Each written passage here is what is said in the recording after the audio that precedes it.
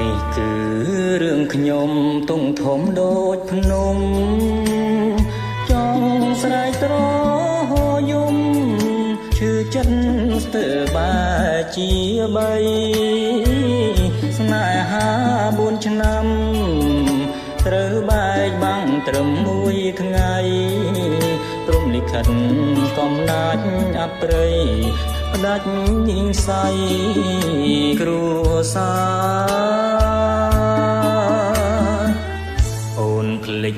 នាងចាំងផ្លាស់យកនាងថ្មីភ្លេចទាំងកូនប្រុសស្រីហើយរុំកំព្រាឯកាចាក់ចោលត្រនំលោតរងជួមជុំនឹងគ្នាឬមួយជាកម្មវេរីយើងប្រត់គ្នាហើយណាសែននឹកសែនស្ដាយឃ្លាតកាយក្លិនស្រីខាងនៅថ្មីថ្មីក្រអូបជាប់នឹងនីសាពេលនេះបាត់អូន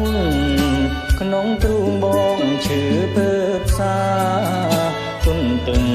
រងចាំជីវ៉ាជុំគ្រូសាណាអូន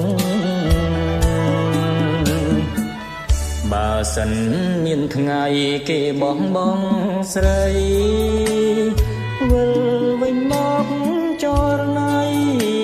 រូបប្តីចាំតទួលស្ងួនកូនយើងទាំងពីរយំស្រែសួររកនឹមនួនសូមវិល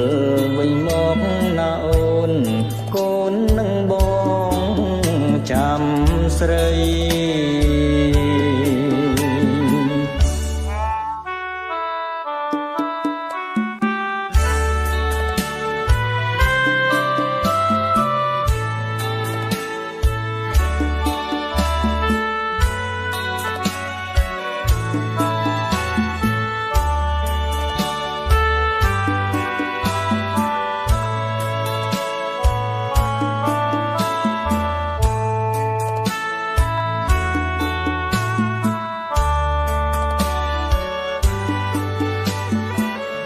សែននឹកសែនស្ដាយឃ្លានកាយក្លិនស្រីហាងនៅថ្មីថ្មីក្រអូបជាប់នឹងនីសាពេលនេះបាត់អូនក្នុងទ្រូងឈឺចាប់ពើផ្សាទុនទឹងរងចាំជីវ៉ាជុំគ្រូសាណាអូនបើសិនមានថ្ងៃគេបងស្រីវិលវិញមកចរណៃរូបប្តីចាំតទួលស្ងួនកូនយើងទាំងពីរយំស្រែសួររកនឹមនួនសូមវិលមកវិញណាអូនកូននឹងប